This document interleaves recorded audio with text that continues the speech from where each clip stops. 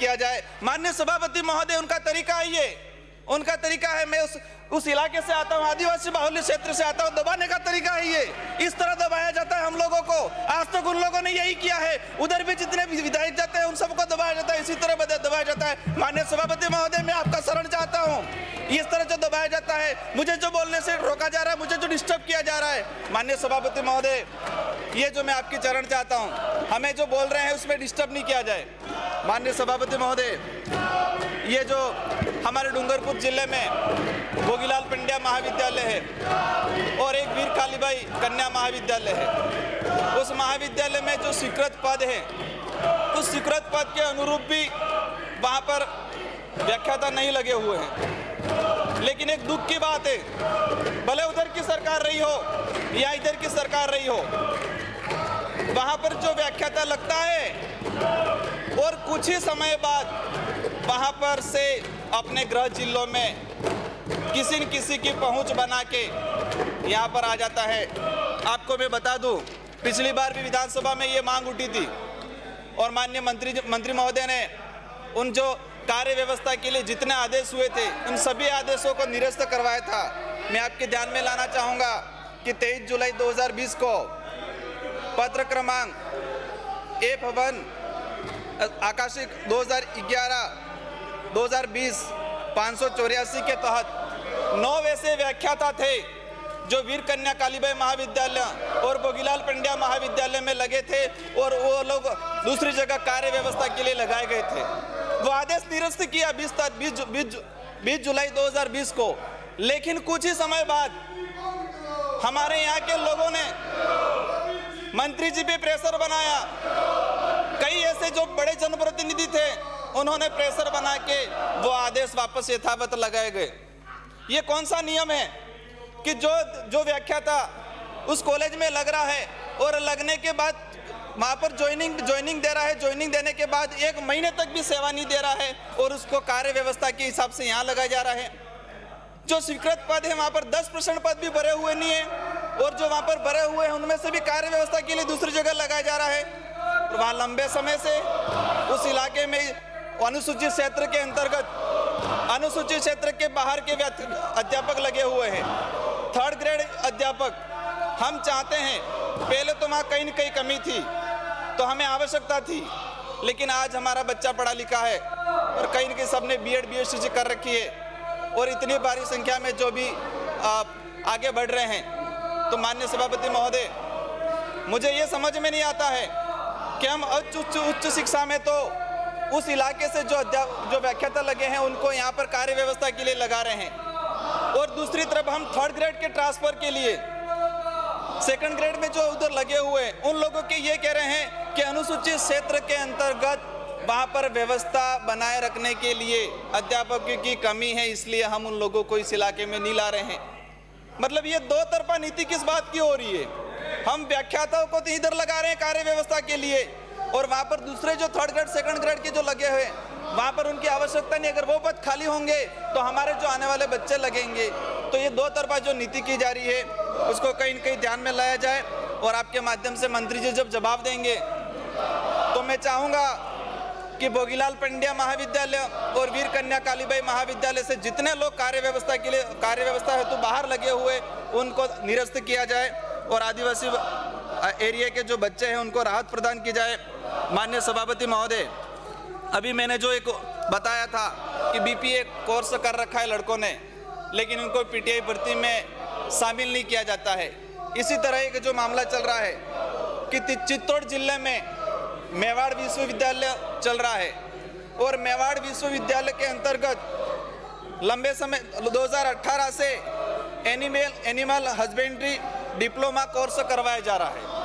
2018 से वहाँ पर एनिमल हस्बेंड्री डिप्लोमा कोर्स करवाया जा रहा है। अभी तक लड़के 3rd ईयर में आ चुके हैं, वो कोर्स वहाँ पर करवा रहे हैं। अभी वर्तमान में इस कोर्स के लिए 175 लड़कों ने अध्ययन कर रहे हैं, लेकिन उस यूनिवर्सिटी ने संबंधित विभाग से उसकी कोई मान्यता प्राप्त नहीं की है। तो ये भी आने वाले समय में ये जो BPA कोर्स वाले भटक रहे हैं लड़के, इसी तरह ये लड़के भी भटकेंगे। माननीय सभापति महोदय, मैं चाहूँगा कि इस पर जांच कराई जाए और इन छात्रों को राहत प्रदान की जाए। माननीय सभापति महोदय, हमारे सबका एक भुगतान होता है, पेमेंट होता है। हम भी विधायक बने, हमारे महीने की 1 तारीख से 5 तारीख की बिन पे पेमेंट आ जाता है। और इस राज्य में, इस देश में जितने कार्मिक जो कार्यरत हैं, उन सभी का महीने में 1 तारीख से 5 तारीख के बीच में पेमेंट आ जाता है। तो हमारे जो बच्चे हैं, उनकी जो छात्रवृत्तियाँ है, वो छात्रवृत्ति आज तक समय पे नहीं आई है। ये कौन सा तरीका है? मैं चाहूँगा कि राजस्थान के अंदर जो बच्चे कॉलेज कर रहे हैं, उनकी छात्रवृत्ति प्रत्येक महीने की आनी चाहिए, वो भी प्रत्येक महीने की 1 तारीख से 5 तारीख के बीच में। माननीय सभापति महोदय, वर्तमान में इस देश में और राज्य में भले किसी की भी सरकार रही हो, लेकिन प्राइवेट कॉलेजों का एक इतना चल रहा है धंधा। हम हमारे इलाके में देखते हैं कि एक पेंचर की दुकान हो, इतना एक दरवाजा है और उस दरवाजे के बाहर लिखा हुआ है कि संबंधित या फलाना महाविद्यालय। मतलब एक कमरे के अंदर एक प्राइवेट महाविद्यालय चल रहा है। तो अब समझ में नहीं आता है कि ये महाविद्यालय एक कमरे के अंदर कैसे चल रहा है। और मैंने अभी आंकड़ा निकलवाया, उस महाविद्यालय के अंदर 200 से 300 छात्र अध्ययनरत हैं। तो वहाँ पढ़ते कहाँ हैं, बैठते कहाँ हैं, उनके लिए ग्राउंड क्या है?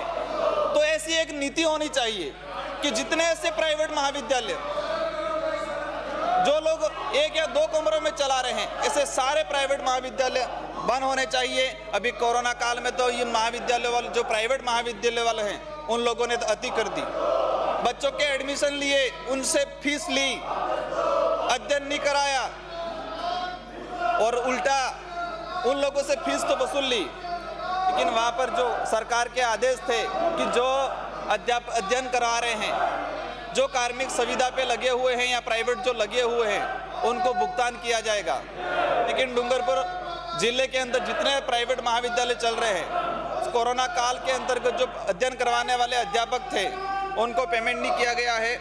तो ऐसे जो अनियमितता बरतने वाले महाविद्यालयों के खिलाफ कार्रवाई होनी चाहिए। माननीय सभापति महोदय, अभी जो चल रहा है कि हम छात्रों को उच्च शिक्षा में बढ़ावा देने के लिए छात्रावास की सुविधा उपलब्ध कराएंगे। मैं आपको बता दूं, डूंगरपुर जिले में एकमात्र एक सरकारी आवासीय विद्यालय है, सरकारी एक छात्रावास है। तो लंबे समय से बिल्डिंग बनी हुई है, लेकिन आज तक उसका उपयोग नहीं किया जा रहा है। जो गवर्नमेंट का कॉलेज छात्रावास है, उसके आसपास अतिक्रमण किया जा रहा है और वो भवन पड़ा हुआ है। सरकार ने पैसा लगाया है, उसका निर्माण किया है, वो बिल्डिंग बनी हुई है, लेकिन आज तक इसका उपयोग नहीं किया गया है, अभी भी खंडर पड़ा हुआ है। तो मैं चाहूँगा कि जो एक कॉलेज छात्रावास बना हुआ है, उसको शुरू करवाया जाए। माननीय सभापति महोदय, ये जो हमारा एरिया विस्तार हुआ अभी, अनुसूचित क्षेत्र 1981 में अधिसूचित हुआ था और अभी ये हमारा दोबारा ये जो 19/5/2018 को नवीन एरिया विस्तार हुआ।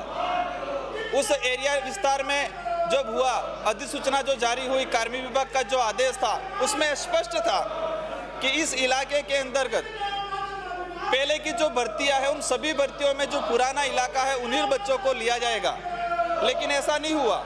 कई अधिकारी ने मिली भगत करके जो नवीन एरिया विस्तार हुआ, उससे पहले की भर्ती थी, उन भर्तियों में नए एरिया के बच्चों को भी ले लिया गया है। तो माननीय सभापति महोदय, या तो वो उस क्षेत्र के अनुपात में पद बढ़ाया जाए, या फिर जितने जो नए एरिया के बच्चे लगे, उन लड़कों को उसके अनुपात में हमारे पद बढ़ाने की कृपा करें। माननीय सभापति महोदय, अभी बजट घोषणा में खेल विभाग के लिए घोषणा हुई कि प्रत्येक ब्लॉक पे ध्यानचंद स्टेडियम खोला जाएगा। ये माननीय मंत्री महोदय को मैं धन्यवाद देना चाहूँगा कि हमारे समस्त विधायकों की भावना थी और इस राजस्थान के सभी युवाओं की भावना थी। सभी को था कि हमारे खेल मंत्री युवा हैं और युवाओं के लिए कुछ न कुछ करेंगे, और उन्होंने इस बजट में राजस्थान के युवाओं को सौगात दी। उनके लिए मैं उनको धन्यवाद देना चाहूँगा। लेकिन मैं सुझाव देना चाहूँगा कि उन्होंने प्रत्येक ब्लॉक पे ध्यानचंद स्टेडियम खोला है, खोलने की जो घोषणा की है, और उसमें कहा गया है कि संबंधित एरिया के विधायक या सांसद या डीएमएफटी या सीएसआर फंड से पैसा लेंगे, उतना हम विभाग से देंगे। तो मैं कुछ इसमें संशोधन चाहूँगा कि जो हमारे अनुसूचित क्षेत्र के अंदर जो स्टेडियम खोले जाएंगे उसके अंदर टीएडी विभाग से भी कन्वर्जन करवाया जाए, क्योंकि आदिवासियों के उद्धार के लिए हमारे केंद्र सरकार से भी पैसा आता है और राज्य सरकार भी अलग से पैसा देती है। तो हम चाहेंगे अनुसूचित क्षेत्र के अंतर्गत जितने जो खेल स्टेडियम बनाए जाएंगे उसमें टीएडी से भी कुछ पैसा दिया जाए। अन्य सभापति महोदय, सबकी मांग थी, हमारे तीरंदाजी के क्षेत्र में राजस्थान ने नाम रोशन किया है और उस राजस्थान के अंदर भी बांसवाड़ा और डूंगरपुर से जो हमारे लिम्बाराम जी और हमारे एक स्वर्गीय ननोमा जी, उन्होंने नाम रोशन किया है पूरे देश का। माननीय सभापति महोदय, देखो आज तक उन लोगों ने यही किया है, ऐसे ही डराया गया है उन लोगों, हमारे लोगों को, और ऐसे ही दबाया गया है। माननीय सभापति महोदय, पूरे उदयपुर संभाग में एक समय था कि उनकी शाखाओं के द्वारा पूरे युवाओं को रास्ता भटका दिया गया था, पूरे युवाओं को कॉलेज के अंदर सिरबंधारे लगवाए जाते थे और एबीपी का पाठ पढ़ाया जाता था और शाखा में पढ़ाया जाता था। माननीय सभापति महोदय, यही सिस्टम चलाया जाता था, लेकिन एक दिन ऐसा भी आया कि उनकी जो झूठी विचारधारा थी, उनका जो ये एजेंडा था फर्जी, वो सारा एजेंडा फेल हो चुका है और आज पूरे उदयपुर संभाग में उनका सफाया हो चुका है। माननीय सभापति महोदय, मैं चाहूंगा एक उदयपुर संभाग में एक ट्राइबल एकेडमी का भी से टाइम दे रखा है आपको, तो आज ट्राइबल एकेडमी खोली जाए। मतलब हमारे जो ट्राइबल्स के जो गेम होते हैं, जैसे कि कबड्डी है, खो खो है, और ये तीरंदाजी है, और ये हॉकी है, तो हम ये चाहेंगे माननीय मंत्री महोदय से कि डूंगरपुर जिले में आर्चरी का तो खोला है, उसके साथ एक ट्राइबल एकेडमी खोली जाए, जिससे हमारे इलाके के अंदर के जो लड़के हैं, आज जो युवा पीढ़ी है कहीं न कहीं भटक रही है। एक खेल ऐसा माध्यम है कि वो युवाओं को जोड़ता है और जोड़ के सही दिशा में ले जाता है। खेल के माध्यम से युवाओं में एक शारीरिक ताकत आती है और उनके शारीरिक विकास भी होता है और साथ ही उनका बुद्धि का विकास भी होता है। एक युवा पीढ़ी या एक जो छात्र है, बच्चे हैं, और शिक्षा के बीच में समन्वय बनाने का काम करता है खेल विभाग। तो मैं चाहूँगा कि हमारे ट्राइबल्स के जितने बच्चे हैं, इन बच्चे को सही दिशा देने के लिए डूंगरपुर जिले में ट्राइबल एकेडमी खोली जाए। माननीय सभापति महोदय, मेरे विधानसभा में पहले से 2 ITI कॉलेज चल रही है और एक ITI कॉलेज का भवन अभी वर्तमान में संचालित हो रहा है। माननीय मंत्री महोदय हैं, तो मैं चाहूँगा कि भवन तो बन गया है लेकिन उनके अंदर क्लासें नहीं लग रही है, तो कहीं न कहीं एक क्लासें लगाई जाए। माननीय सभापति महोदय, ये लोग बात करते हैं शिक्षा की, मैं आपको ऐसी बात बताऊंगा कि उन्होंने पिछली बार कई स्कूलें बंद की। आपको एक ऐसी बात बताऊंगा तो उसको सुन के अजीब लगेगा कि हम शिक्षा की देवी मानते हैं कालीबाई कलासुआ। एक कालीबाई वो बच्ची थी, उन्होंने अपने गुरु की जान बचाने के लिए अंग्रेजी शासनकाल में अपनी जान की परवाह नहीं की और उन लोगों ने उस कालीबाई पे गोलियां चलाई और उस कालीबाई के नाम से उनके जन्म स्थान का जो गांव है रास्तापाल, उस रास्तापाल में एकमात्र प्राथमिक विद्यालय था।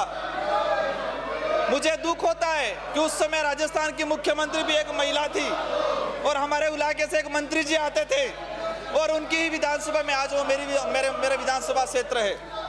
उन लोगों ने वो ध्यान नहीं दिया।